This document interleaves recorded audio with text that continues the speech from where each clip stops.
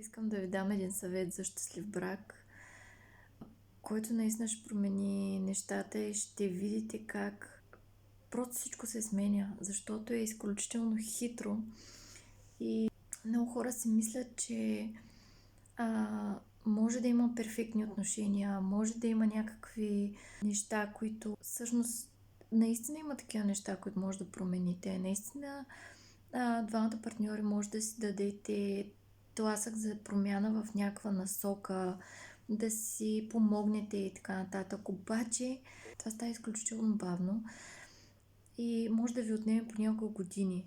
Да, човека може да се промени, обаче през това време вижте какво ви дразни във вашия партньор. Почнете да забелязвате кои точно неща ви дразнят и ги обръщайте на хумор. Правете си шикички. Това е най-добрият вариант.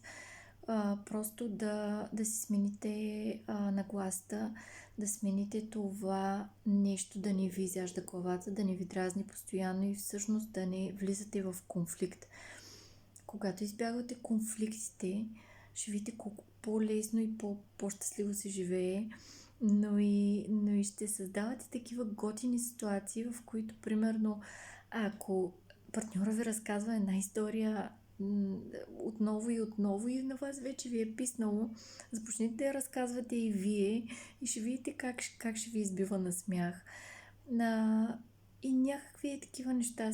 Просто си измислете, когато смените фокуса от това нещо, просто ще видите каква голяма разлика. Пробвайте и ми пишете в коментар дали въобще е сработило при вас, обаче аз съм сигурна на 100%, че това нещо действа.